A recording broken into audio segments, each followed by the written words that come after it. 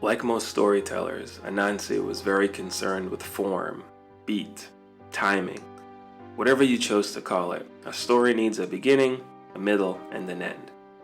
Anansi had seen the beginning of the world, that elusive event men were forever trying to describe. The storyteller's mind chose to call that the beginning. Not for gods, of course. The gods had their own beginning, a story Anansi would never tell. But it was a beginning for these beings, the ones whose presence on the face of the world had been most impactful. With that perspective, Anansi tracked the story of those he followed from that loud moment of conception. But now, he felt like he was living another beginning.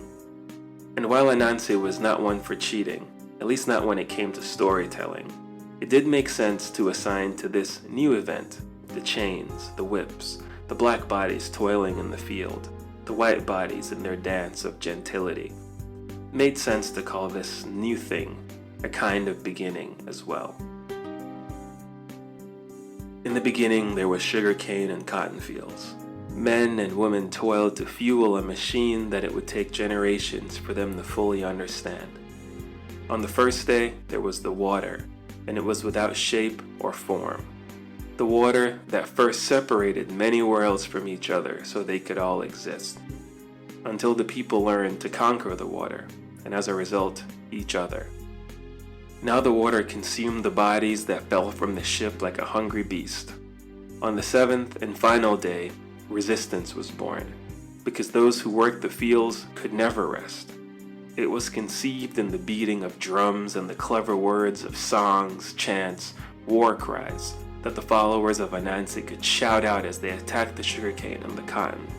But it was more than an attack on the fields. It was an attack on the new world itself, the one that had not been created by gods, but by greed. And so really, in the beginning, there was war.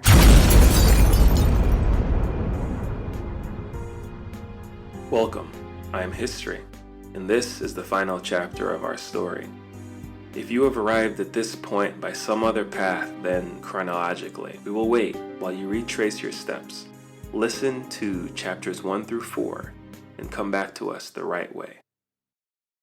When we last spoke, Kamau had destroyed the comb plantation and joined the runaway slaves, the Maroons in the mountains. His mind had been broken by Asa's death. Most experts agree that this is as much a side effect of the heartbreak as well as the violent severing of the psychic link between the two of them.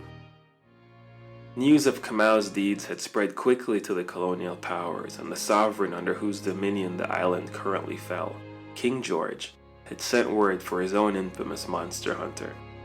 The English, like many other European nations, had some knowledge of the hidden world on the African continent. There are numerous records from explorers and merchants that outline encounters with creatures from the hidden world. The most famous of these, the Diary of Edward Drudge, chronicles an encounter with a Buddha. The were-hyena destroyed the contingent of 12 well-trained soldiers and left Edward Drudge as the sole survivor. So it is safe to assume that when the court heard of the single man who had destroyed an entire plantation, they suspected that he was more than just a rogue runaway. Just like today, there are very few people equipped to respond to this kind of threat. An examination of those employed by the various royals at this time show that the more powerful nations at the time, Britain, France, and the Dutch, each had a single contingent that seems to be dedicated to this purpose. This is a safe assumption for two reasons. The first is that while records of this kind are usually filled with specific examples of exploits and meticulously listed titles and lands, in each case, the special services provided by these well-funded groups with little oversight were very broadly stated. These duties were usually explained in biblical terms. For example, the English referred to their group only as the contingent, and their duties involved ridding the earth of all who would perform service in the name of the devil. The irony of this statement within the context of slave trading might have been lost on them, but today it is almost comical. The second thing that made groups like the contingent so remarkable was that, in every case, The majority of the members were Africans. The list of blacks who were employed in any capacity by any European power was almost non-existent. But in this case, the French, the Dutch, and the English all had a group of highly placed agents who were members of different African tribes. So the request had been made for the contingent to visit the island and address a problem that had, until then, been isolated only to the alleged Dark Continent. But it would take some time before this group could be relocated, and the court was impatient, so first they dispatched the army. The 5-Day War is a well-documented event in the island's history.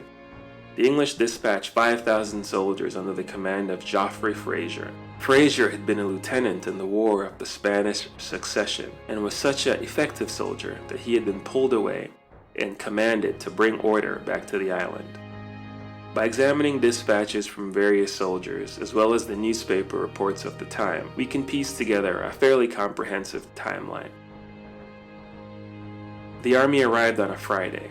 It was raining.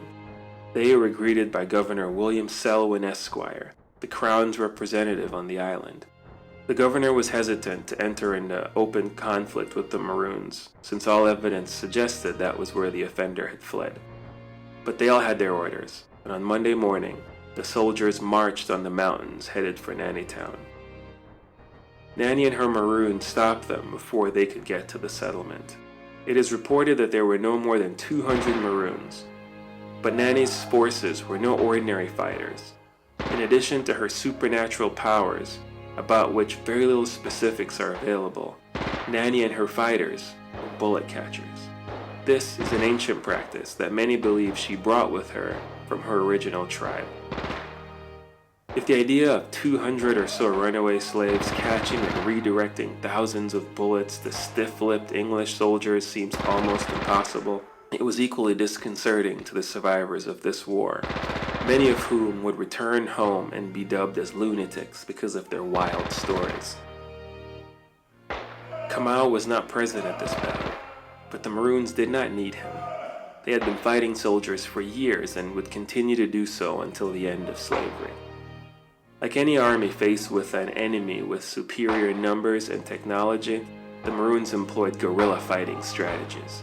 They ambushed the British soldiers who were not familiar with the mountains, driving them into well-placed traps, off the edges of cliffs, or into deep river water.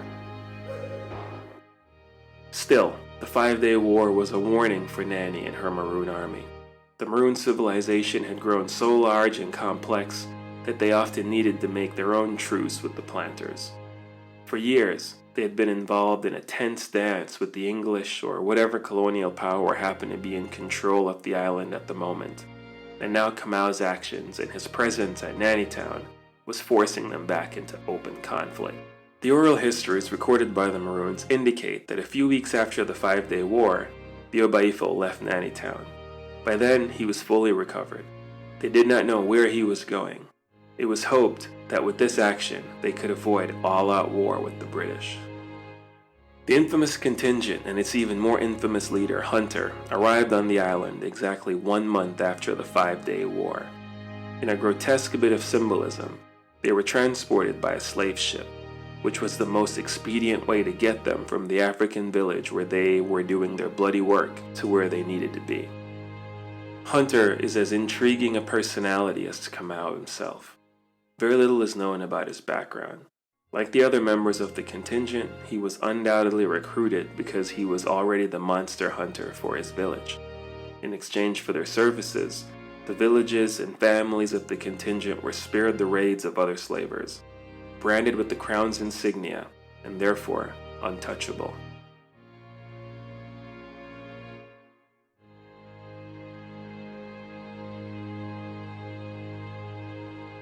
Hunter, which is the only name he would give to those he met, was a physically striking personality, and there are numerous descriptions of him written by governors, sailors, and unfortunate black men who crossed his path. He was about 6 feet 8 inches tall, with a shaved head. He was solidly built, and his body was covered in markings from his neck to his toes.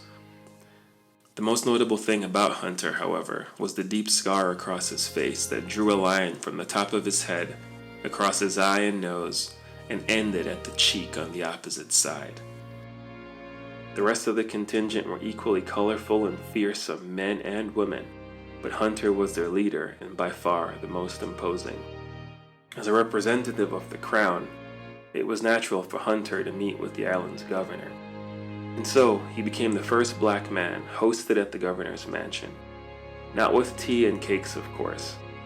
The Governor Selwyn proudly writes in his autobiography that he, quote, met the dog at the door and spoke to him in a manner necessitated by our respective standings. I did not know what service this brute could offer when the noble men in His Majesty's army had failed.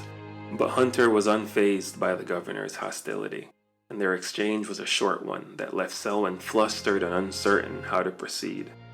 Selwyn writes, quote, the man who identified himself as Hunter told me to pull all my soldiers back. I protested that he did not know the area or even the face of the man he was looking for. I explained to him that the mountains were filled with runaways, and identifying a single man would be difficult. He just laughed, making a hollow sound and causing the deep scar across his face to crinkle.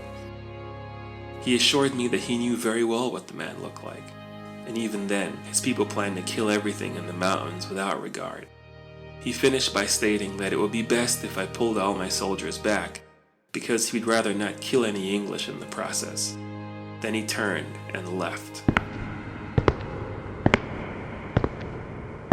I was shocked at the brevity and audacity, but I did not expect what would come next. Selwyn goes on to describe the events, and in the conclusion of the book, it is the arrival of the contingent, and Hunter especially, that he identified as the turning point in the island's history. The stories that come as a result of Hunter entering the mountain in search of Kamau were ignored by historians for years.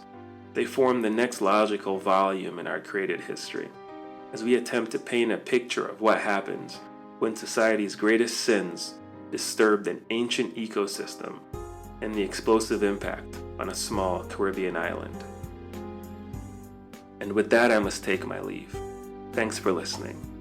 Perhaps we will continue to explore these stories in the future, if like Anansi, you too are willing to follow them to uncomfortable and terrifying places.